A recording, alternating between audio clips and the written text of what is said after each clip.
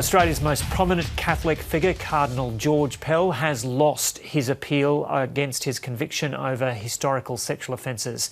Chief Justice Anne Ferguson read out the judgment. Part of Cardinal Pell's case on the appeal was that there were 13 solid obstacles in the path of a conviction. Justice Maxwell and I have rejected all 13.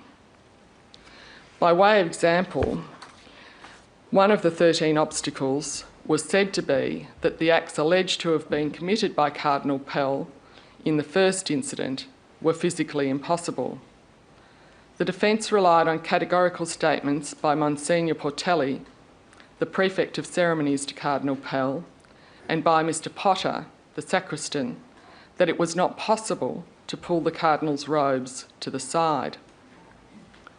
The robes were an exhibit at the trial and had been available to the jury in the jury room during their deliberation.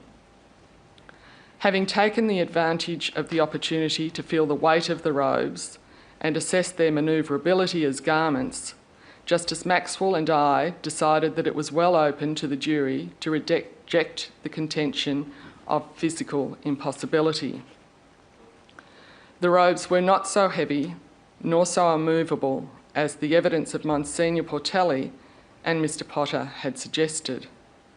We found that the robes were capable of being manoeuvred in a way that might be described as being moved or pulled to one side or pulled apart. We note that Cardinal Pell did not have to prove anything in the trial. Rather, at all stages of the trial, the burden of proof rested with the prosecution.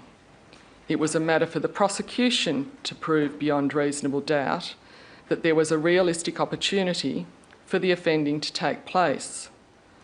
That involved showing that the offending was not impossible. The prosecution also bore the burden of proving beyond reasonable doubt that the particular sexual acts took place. Justice Maxwell and I observed that while the defence for Cardinal Pell maintained submissions based on impossibility in the appeal, we steadily bore in mind that there was and is no onus whatsoever upon Cardinal Pell to prove impossibility. And Chrissy Foster is the mother of 2 girls abused by a Catholic priest. She's happy the conviction has been upheld and says it sends a strong message to the Church. Just take us through what went on in your mind when you heard appeal dismissed. Well, I couldn't quite understand what he said. And then when he said those words, I knew. And I thought, oh my goodness, I don't believe it. It was a joyous moment, you know. How could it be that was their decision? And it was. I was hoping for it. And I thought maybe they should, or maybe it would. But then it happened, you know. It's astounding. It really is astounding. Everybody's very quick to say this is only on the facts of this case and this particular victim, but at the same time, what sort of message about the justice system do you think that this sends to other victims and families like yourself? It sends a message that they will be believed. It's a crime that really is hard to prove because it's one word against the other.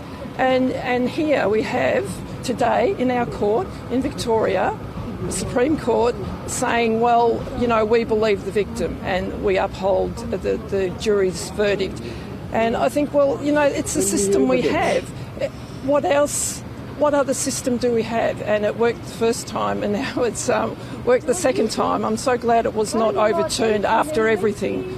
And obviously this might not be the end of the road. Cardinal Pell is almost certain to appeal, or sick leave to appeal to the High Court. We don't deny yes, that right. Yes, no, he's got that right to do that.